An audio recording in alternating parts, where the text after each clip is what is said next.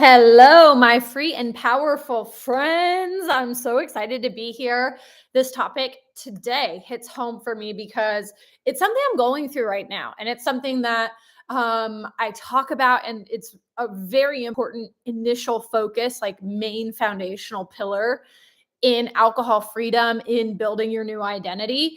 But it's something that you also peel layers back with years and years. I'm in my fifth year of my soberish lifestyle, reducing my drinking by more than 95%. Um, it's confidence and self-esteem. And I want to talk about that because, like I said, there's so many different layers. And for anybody that's just starting with Sober October, 17 days in, no matter how perfect you've been with it, I think this is just such a valuable lesson to plug into and even come back to time and time again, because you're going to reach one level of confidence and then realize that next level, that next level, that next level. So thank you for being here today, my free and powerful friend. We're talking confidence and self-esteem without alcohol. Alcohol is that social lubricant, right? That liquid courage, what helps us feel confident to go out and be gregarious and be boisterous and enjoy those outings and be ourselves, and all of these things we lean on alcohol for, right? And I think the first confidence layer that we have to touch on is learning how to talk to people in social settings without alcohol. And on top of that, being confident being there without drinking. If our previous identity, the reputation that we carried was, she walks in and she has a drink in her hand immediately. She walks in and she's kind of the party goer. She's like getting the engines revved up. She's the life of the party, the social butterfly. She's the one that's always pouring the shots. Then this will be very jarring to other people to see you come in and be a little bit more reserved and drinking a club soda or a Truly or something, or not a Truly, like a seltzer water or something like that, and not drinking the Truly. It'll be jarring to them. And so you really have to be able to be confident when you do that. And here's the thing. Confidence is more than just looking in the mirror and being satisfied with what you see in your reflection.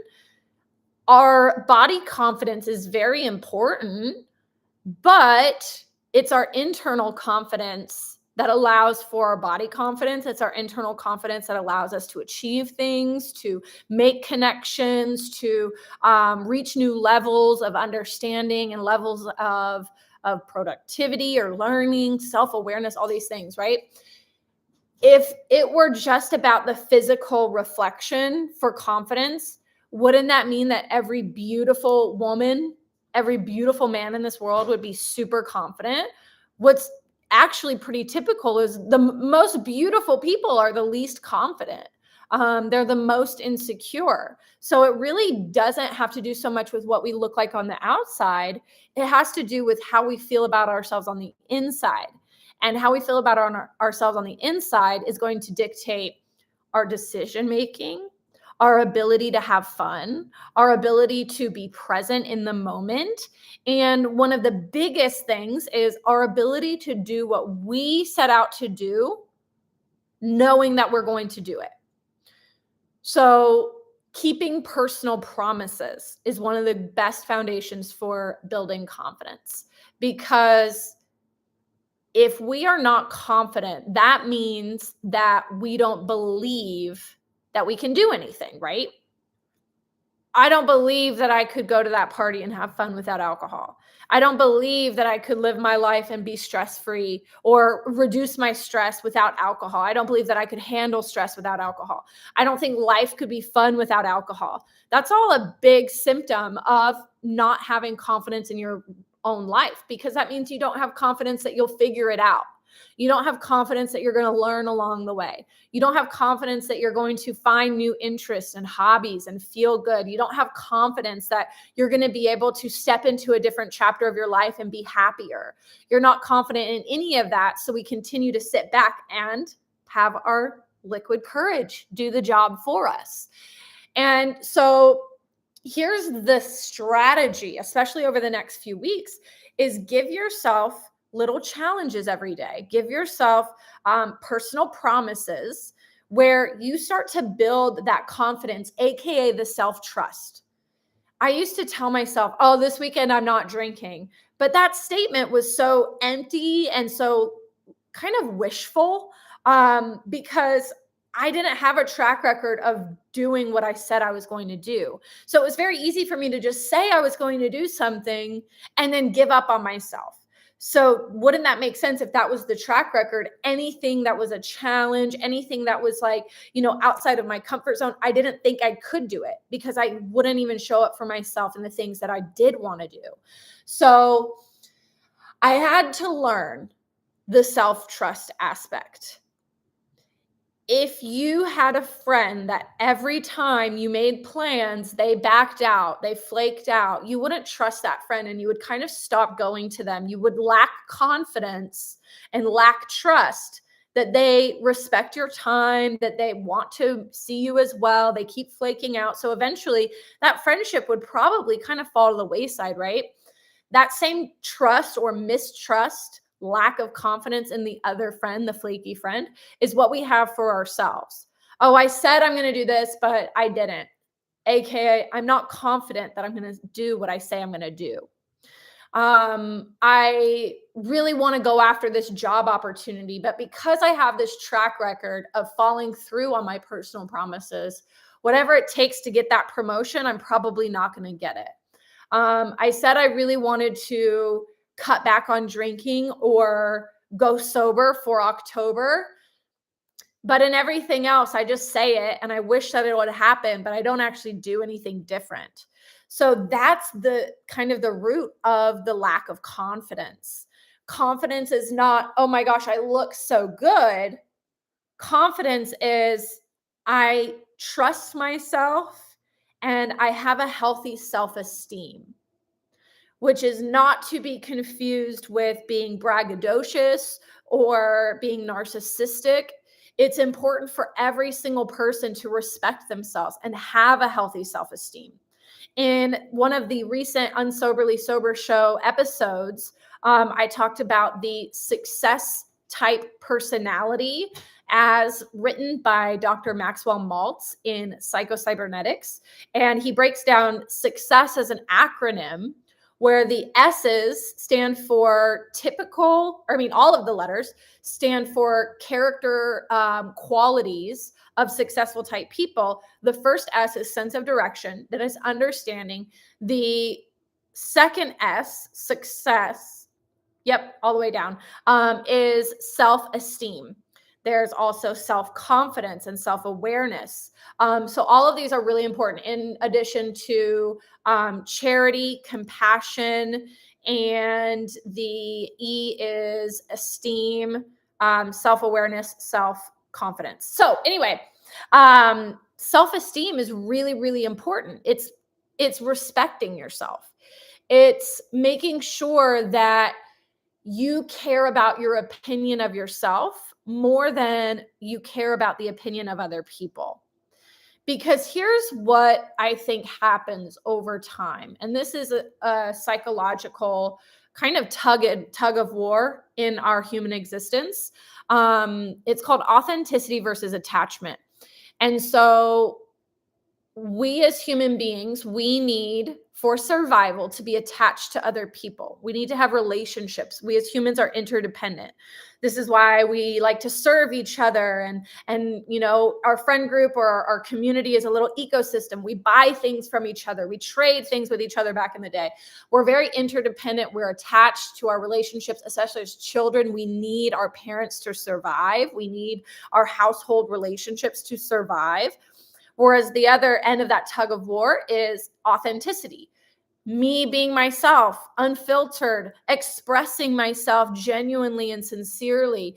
Most of the time, what happens as we get older is we start to veer into this world where we only respect our attachments and we suppress our authenticity. When we suppress our authenticity, then we don't have a lot of confidence because we're always trying to fit in with these people. How can I act? How can I shift my personality to be liked by these people? to be revered by these people, to not be in conflict with these people. So we start to lose confidence. We lack our self trust to be able to handle difficult conversations, people disliking us. That can be very painful, but a part of authenticity is realizing, like, I'm going to be me. I respect my opinion of myself, my self esteem, more than pleasing these other people. Because when I'm just working to please these other people, my opinion of myself is so low that my life is lacking. My life is dull, boring. It's sad, it's frustrating, it's heavy. So, of course, I would want alcohol. If I'm always trying to live up to these other people, then of course I would want alcohol. I don't have the confidence that I can remain in good graces with everybody. So here I am fighting and exhausting myself and saying yes to the invites and saying yes to everything they ask me to do and giving up my free time to be their shoulder to cry on, or go drinking with them, or whatever it is, go after this job because my parents said I should be this. Whenever we are living our life with the attachment weight winning the tug of war, we're going to lack confidence because we don't really know who we are. We're always shifting. We're always chameleoning. I've talked about this a little bit before, but this is just such a heavy topic, especially when it comes to confidence and self-esteem. Here's an area where you can use attachment to your benefit, though. So, what are you confident in? What do you know that you are good at? And when you look at this and you give yourself credit for being good at something, you actually put a little penny in your bank for confidence there. Give yourself credit. Don't just berate yourself all the time. But when you look at what you're good at and you look at your life and your history, you'll realize that somewhere along the way, people told you you were good at that. For me, for instance, I love and I'm very confident in public speaking, giving presentations like this, not even just through Zoom. I love doing them in seminars. I love doing workshops, stage appearances. I love public speaking. It's like one of the biggest fears of humankind, but it's my passion. Here's the thing, even though I'm really shy, I'm pretty shy and reserved when it's just like a social setting. I very much sit back and relax and observe people and kind of just have good banter where I see fit. But for the most part, I'm pretty reserved. But when I get in front of a room, I know how to command the presence and I know how to speak and I know how to deliver ideas and create a feeling in the audience. I am confident in that because I have practiced it so much. All the way back to childhood, I remember my teachers, the adults who I sought out attention and love and praise and affirmation from, my teachers would tell me how well I was at enunciating, how articulate I was. They would tell me how resonant my voice was and how I could really command the attention. I would get the narrator part in the school program. I would get the lead in the school plays because I was able to project my voice and I was very articulate. These were the words that they would use. And as an elementary schooler, I had to learn what these words were. Articulate. She enunciates well. She has great pronunciation. She has a resonant voice. Her volume of talking is so nice. So I heard these things. Because I liked that praise, I did it more often. You'll see this in the things that you spend a lot of time doing that you're good at. If you go back in your history, you'll see somewhere along the way, those attachments that I was very, very concerned about, that I really prioritized over my own authenticity, those attachments gave me clues as to what to be confident in. And then I spent time doing those things. And that's a good way to look at anything that you want to do. It's not that you can't do it. It's just that you haven't. Maybe people actually told you that you were bad at the thing that you want to do. And so you have decided, because attachments in your life way long ago told you that you're bad at something, you say to yourself, well, I could never be a morning person. I'm bad at that. So I can't get to the gym before work. I can never do this because I've never done it before. As a kid, there was something that you started doing that you never did before that you got really good at, or maybe as a teenager or in college or as an adult. So there's things that you're confident in that you're not sure about. And there's things that you're confident in that you've been told your whole life that you're very good at. So, what are those things? You could be confident in anything if you just practice it enough, keeping those personal promises, getting those reps in. You start to believe that you're the type of person that can achieve this thing, whether that be alcohol freedom, fitness gains, nutrition implementation, nutrition, healthy lifestyle, healthy living. It can be a work goal, a business goal, entrepreneurship goal, whatever it is. You can be confident in that, but it's going to be hard to do that if you're still leaning on alcohol. You've got to build. I think confidence is similar to a muscle that you have to build through those reps of showing up for yourself, even when you don't feel like it, going and doing the thing that is hard to reap that long-term reward, changing your beliefs about yourself. So whatever you need to do, you might not believe that you can do it, but what would help you believe in doing it? Doing it, right? I know that's kind of a redundant statement, but if you really think about it, whatever you want to do, you're not confident in it because you haven't been doing the thing. If you just start doing the thing, you'll get more confident over time. Right. So just do it to it, babe. I have a few other things I want to say as far as, not holding back when you want to celebrate yourself, not holding back. Having that healthy self-esteem means sitting at the end of the day and before you start to write down or think about the things that you didn't get done, think about the things that you did get done. Think about the things that you did do, kind for other people. Think about the things that you're going to do before you start to negate your efforts or your essence. Really feed into that and say, you know what? Okay, I know I didn't get my second priority of the day knocked out, but hey, this is what I did. I followed through on my walk, my step count promise to myself. I ate my meals. I did this. Really give yourself that boost that you can do it vibe for everything. You did it vibe for everything that you can before you start to hone in on what do you need to do better. I kind of call this a compliment sandwich when it comes to other people. If you need to give like coaching or advice to somebody, build them up, give them the constructive criticism, and then build them back up. So build, break, build. Do that with yourself. Build yourself up. Count the things that you did right, the personal promises that you kept. You can get really small with it. If it's like making your bed, celebrate your ass off for doing that. Parking a little bit further from work, walking a little, getting a few more steps, walking in, like things like this. Like you can really dumb it down and make it, reduce it to the ridiculous so that you have things to celebrate, which puts you in a higher vibe of like, hey, yeah, I can do this. This other thing on my list, I can do this. If you're always going break, build, break, instead of build, break, build, if you're starting off with a negative and then you're telling yourself, oh yeah, but you did this good, you already are in a low vibe. You're already in a critical, self-analytical vibe. Any of your kindness towards yourself is just going to kind of slough off. And so give yourself praise, constructive criticism, praise. Do not criticize, praise, criticize. Get in the habits of these healthy self-esteem building conversations of, hey, today I got this knocked out.